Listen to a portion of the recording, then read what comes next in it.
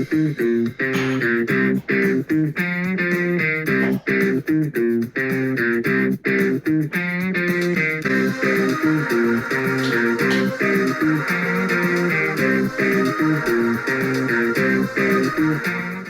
guys, welcome to the channel, and today we are reviewing Lord of the Rings: The Return of the King. So I'm actually excited for this one. I finished Two Towers, Return of the King pretty much right after I finished Two Towers. So yeah, I can't talk. Anyway, thanks for 800 subscribers. Two Towers video should have come out yesterday or something. 2 more videos left: Miss Marvel review, as well as the Lord of the Rings movies rank, which should be coming on Saturday and Sunday. And if I see it, maybe light your review. I don't know. We'll see what happens, I guess. So without further ado, let's get into it. I know what this movie's about. This movie has essentially all the payoff of the trilogy. You have all of the battles and all, and then you have moments. So this movie essentially is, so you have Gandalf taking Pippin. There's a whole bunch of stuff that happens before that, but I'm not going to go into that. Taking him over to the Gondor. The others, Rohan and Gondor. Those are the 2 main men kingdoms, I guess, that are introduced. And then, so I don't remember why he's taking him to Gondor. I think it's so anyway, there's a war kind of ensuing. So Gandalf wants there's war coming. They know that. So Gandalf wants everyone. They want to sort of, I guess, send a signal out to the Rohans or the Roanoaks. That's actually probably a word. I'll call it the Rohans, and then to come and fight in the battle for all the payoff, more or less. Meanwhile, Frodo, Gollum, and Sam with the ring have to go up the volcano. We use the what's it called? Gollum leads them to the secret entrance, essentially, of Mordor, and it's a very complicated way to get up there, and they have to go to get into Mordor, find a way to get to the volcano without being seen by the giant eye, Sauron's eye, or if you want to call it that, and then go up the volcano. I almost said mountain again, for like the 100th time, to go up there and get the ring in the lava. That was a roller coaster of telling what it's about. I have the good, and let's just start off with the obvious. I think all of the final battle, or battle before the final battle, all of the sort of Lord of the Rings, Middle Earth type action sequences with swords and people, dwarves and elves against orcs. That's all of that is just awesome. Every single battle in this is awesome, and there's some great character moments. I think Sam is one of my favorite characters. I mean, in the first 2, he's great, but in this one, you have this whole part where Frodo is like kind of beat down on the ground, and then it kind of sort of he's beat down, and then Sam knows that he has to complete this journey, so he physically lifts Frodo, puts him on his back, and takes him out the volcano. And Sam's exhausted. All of that is great. I think there's some fun little adventure-y stuff. Like, I love the little part where Aragorn, Gimli, and Legolas are going to that little cave where all the dead people are, I guess, or the cursed cave, and then they have to recruit them to get rid of it. And then they have like a very good cavalry moments. I think that's great.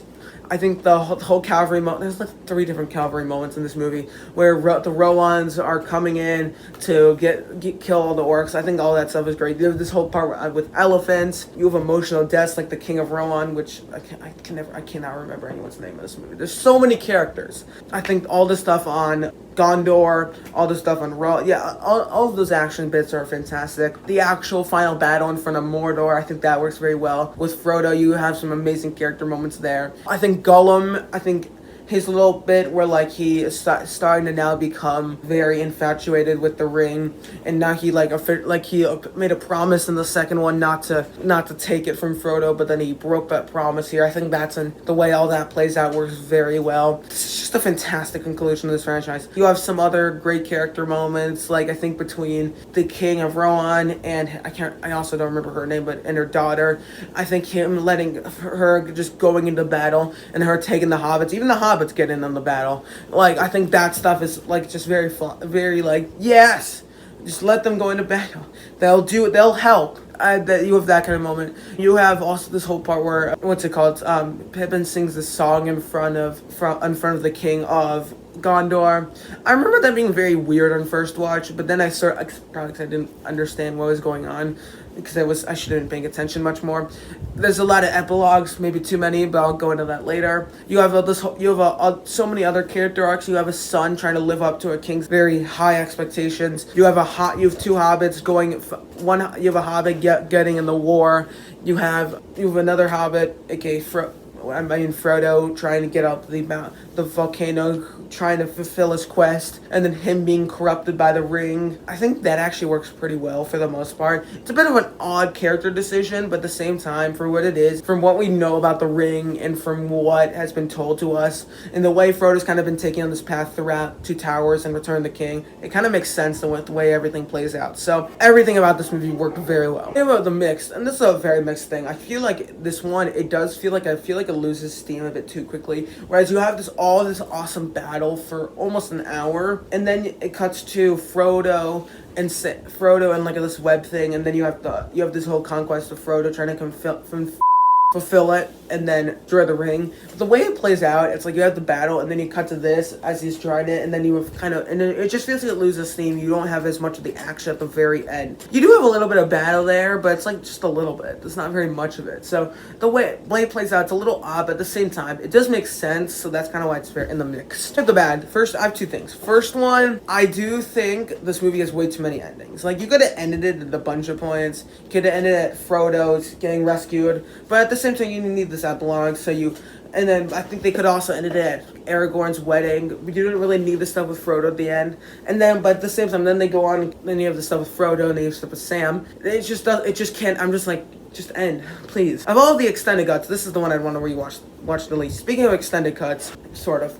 The second issue is that I feel like Fellowship was the one where they kind of condensed it the most, and then Return of the King was the one where they kind of stretched it out a bit. You have this whole part at the end where like it just keeps having epilogue after epilogue. And then I do think there are sequences that do kind of go on for a bit long. Like, I think there's a bunch of sequences you didn't have to have in there. I still really enjoyed this movie. I don't think it doesn't feel like why is this going on for so long? I'm kidding. It feels that way a little bit. That was a bit of a lie, but it's still, I don't want like a short movie, but I can't talk. For this movie's final score, I'm giving it the same score I gave the first one, 9.6 out of 10. This one and the first one, they're very close.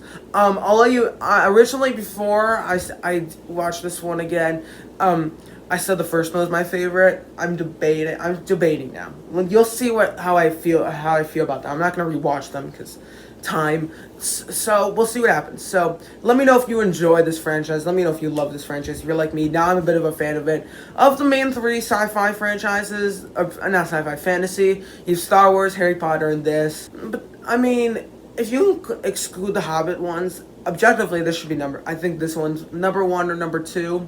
But if you include if you include the Hobbit movies, they kind of bring this one down. So I don't know. It's probably my least favorite of the three, but granted.